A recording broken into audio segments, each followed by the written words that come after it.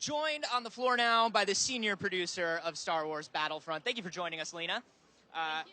The new trailer looks amazing. At Star Wars Celebration, you showed off a little bit of Endor and what we could see there. And here, last night, we saw Hoth, and we saw Luke for the first time in the sort of the hero and villain mode. Can you explain a little bit about how hero and villain mode works? Yeah, so what we saw yesterday on Hoth was Walker Assault, which is one of our biggest modes. Mm-hmm. It's an epic 40-player mode. It has walkers, it has starfighters, and it has heroes as well. Mm-hmm. And the way it works is that as a player, you find power-ups through the level. And one of these power-ups, they can be vehicles, they can be weapons, or they can be these epic heroes or villains. Mm-hmm. And so that's how that works in multiplayer. But then we have the Star Wars Battlefront missions, mm-hmm. and in those, we have a specific battle mode where you can choose to play the hero that you want to play versus another player or versus AI. Oh, that's interesting. So in the single player, I can go through, and are they the same missions depending on, but you can play them as the different heroes? Is that what's going on? So we have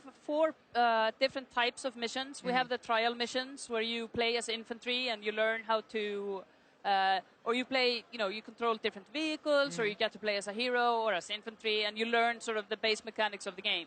Then we have survival, which is what we showed at the Sony conference yesterday, where you and the buddy, but perhaps playing split screen, they fight waves of AI. Mm-hmm. And then we have the battle mode, and in the battle mode, you can either battle it out as infantry versus infantry, or you can battle as hero versus hero. Awesome, I love that. And yeah, let's talk a little bit about sort of the scope that we're seeing in Battlefront now. We've seen Endor, we've seen Hoth, we're seeing a lot of these classic vehicles. You guys have taken a lot of pains to make sure that every detail in this game is accurate. And I love the way you guys got these vehicles into the game. Can you talk a little bit about that? Yeah, so what we do, I mean, we're all of us are great fans of Star Wars, mm-hmm. and have been since we were kids. And working on a project like this is an absolute dream come mm-hmm. true.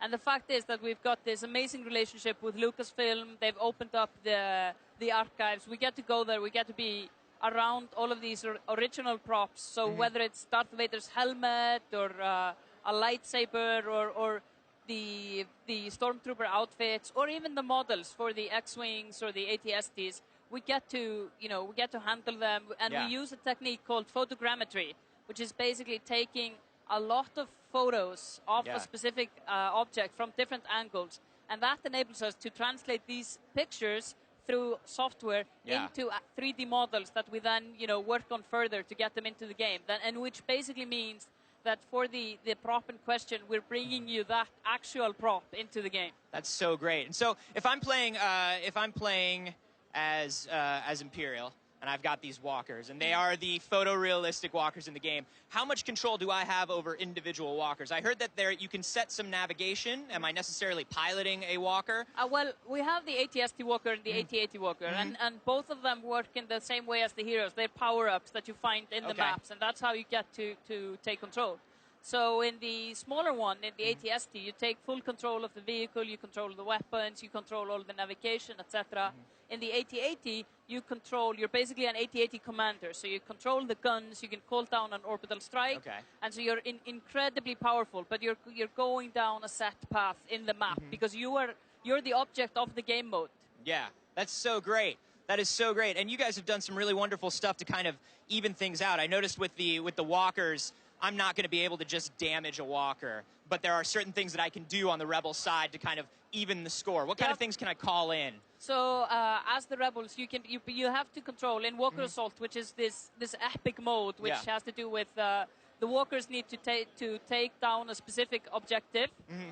and the Rebels need to stop the Imperials by basically stopping the Rebels. That's their objective. Yeah. And the walkers are incredibly powerful. So what you need to do is that you need to damage them. Mm-hmm. You need to weaken them in order to be able to damage them and take them down. And you do that by controlling uplink stations that call in Y-wing bombers that bomb them. And when they've been bombed, they're vulnerable for a specific amount of time. But you can also spawn in a snowspeeder and take them down with the very classic tow cable maneuver. Very cool. And is that snowspeeder kind of a random spawn, or is that a choice that you get when you're deciding to spawn into a match? No, it's a random spawn that spawns at we make sure that it spawns at a time where you can actually take down the AT-AT. Oh, nice, nice. So yeah, you know, taking me through it. So what we've got here basically is we've got the rebels trying to get these control points in order to take it down, but we've got the Imperials just like all we got to do is walk forward and take this over. Have to. Well, they basically we got to decimate. Yeah, they have to decimate, but they have to protect the walkers, and they have to, you know, when the rebels take down the or you know, when the rebels have taken control of the uplinks. Then it's the job of the Imperials to stop them from it, to reverse back control of the uplink, because the longer the rebels have the uplink, the more Y-wings they will call in. That's great. So take me through this as a single player. I kind of spawn in randomly, and let's say I'm on the rebel side. Yep. How many different positions are there that I can spawn into in Walker Assault? What can I be? And then what happens all throughout the mission as I'm kind of dying and respawning? So the spawn points move depending on how the match is going. So we don't want it to be so that you spawn far away from the action and you have to run in, you know, for a very long time. So the spawn points move around.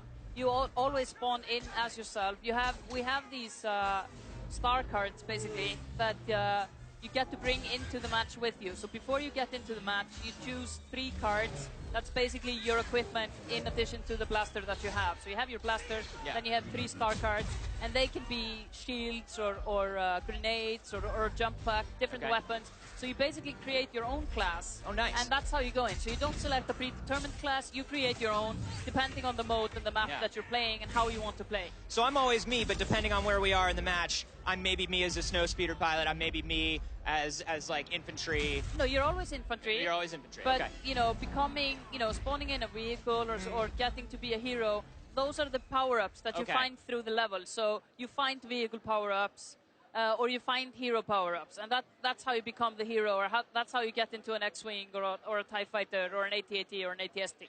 That's awesome. That is so cool. Thank you so much for leading me through that Walker Assault mode, because that trailer was unbelievable, Lena. Thank you very much. Looking forward to seeing more from Battlefront soon, of course, and we will have tons more from the floor here at E3. Stay right where you are.